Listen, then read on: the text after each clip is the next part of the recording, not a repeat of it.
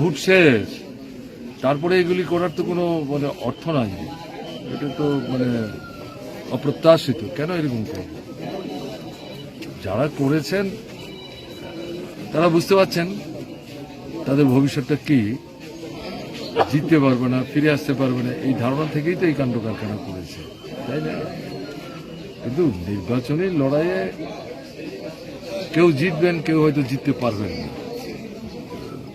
কিন্তু তার জন্য এরকম করতে হয় নাকি? 18 নির্বাচনের পরে আমরা করেছি এরকম?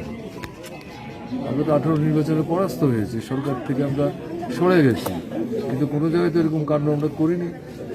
এটা তো দুর্বলতা, এটা ঠিক না, এটা গণতন্ত্রের প্রতি শ্রদ্ধার নিদর্শন না। অবশ্য এটা যদি থাকতোই তাহলে এই স্লোগান নিয়ে তো ভোটটা হতো না। আমরা এই বিষয়গুলোকে কোনো মতেই সমর্থন করি না, এগুলি নিন্দা করি। এবং আমরাও যেমন বলছি, বামফ্রন্ট মার্ক্সবাদী কমিউনিস্ট পার্টির পক্ষ থেকে কোনো রকম জিঘাংসা প্রতিহিংসামূলক দৃষ্টিভঙ্গি নিয়ে আমাদের কর্মীরা, বিশেষ করে যুবকরা, তারা যেন চিন্তা ভাবনা না করে। এলাকায় সবাই মিলেমিশে থাকতে হবে। একটা পাড়ায় সবাই এক দলের সমর্থক নাও হতে পারে, পাড়ার সবাই একসাথে থাকতে হবে। তো শান্তি চাই, সম্প্রীতি চাই, সুস্থিতি চাই, কেমন না? এটা না হলে কি করে হবে? একটা বাড়িতে যদি আগুন লাগে, আপনি আগুন নিভাতে যাওয়ার আগে কি দেখবেন এই বাড়ি কোন দলের সমর্থক, কোন দলের সমর্থক না? ওটা নিভাতে না গেলে ওখান থেকে আগুন তো আপনার বাড়িতেও আসতে পারে, তাই না? কাজে এই দৃষ্টিভঙ্গি নিয়েই তো আমাদের দেখতে হবে, চিন্তা করতে হবে। তাই বিশেষ করে বলবো, আমাদের যারা বন্ধুরা আছেন তারা যাতে কোনো প্ররোচনার ফাঁদে পা না দেন, নিজেরাও এমন কিছু যাতে না করেন যেটা প্ররোচনাত্মক হতে পারে।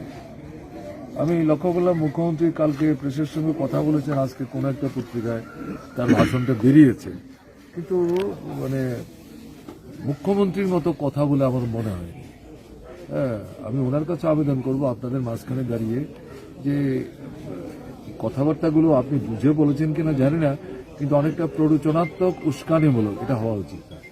এখন পর্যন্ত তিনি মুখ্যমন্ত্রী, স্বরাষ্ট্র দপ্তরের মন্ত্রী, তার তো দায়িত্ব হচ্ছে শান্তি সুস্থিতি রক্ষা করা।